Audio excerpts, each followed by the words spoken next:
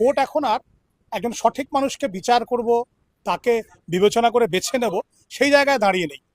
Vote এখন ভয়ের বাতাবরণে ঘেরা পুরোপুরি। সবচেয়ে বড় কথা, এই প্রক্রিয়াটা একটা সাধারণ মানুষের প্রশ্ন। কিভাবে ওনারা নীতি নির্ধারণ করেছেন সেদিকে যাচ্ছি না। এই প্রক্রিয়াটা 4 মাস আগে শুরু হলো না কেন? ছোট্ট প্রশ্ন। রাজনীতির মধ্যে এখানে কোনো রাজনীতি নেই, আমি রাজনীতির লোক নই, আমি রিপ্রেজেন্ট করছি সাধারণ মানুষকে। এই প্রক্রিয়াটা সুস্থ প্রক্রিয়া, নির্বাচন বিধি মেনে এসআইআর করা উচিত, উচিত না, ভালো, আজ না হয় কাল করতে হতো। এই প্রক্রিয়াটা 4 মাস আগে শুরু হলো না কেন? ছোট্ট একটা প্রশ্ন।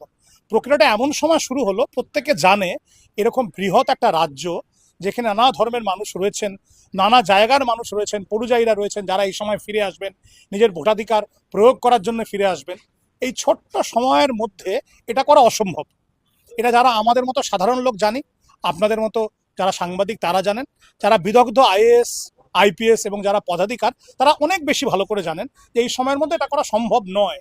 এই খেলাটা শুরু করার দরকার ছিল, খেলাটা শুরু করা হয়েছে, খেলাটা চলছে। তার আগে আমাদের ভোট এসে যাবে, যেই মানুষগুলো বাদ হবার তারা বাদ হবে, এ নিয়ে কিচ্ছু বলার নেই।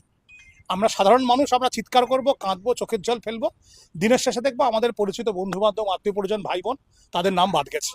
কিছু করার থাকবে না। প্রত্যেকটা ইন্ডিভিজুয়ালের পক্ষে কি সম্ভব সুপ্রিম কোর্টে যাওয়া? আমার নিজের একটা সামান্য, আমার যে দাবি, আমার ভোটাধিকারের দাবি, সেই দাবিটা নিয়ে আমি কোর্টে যাব?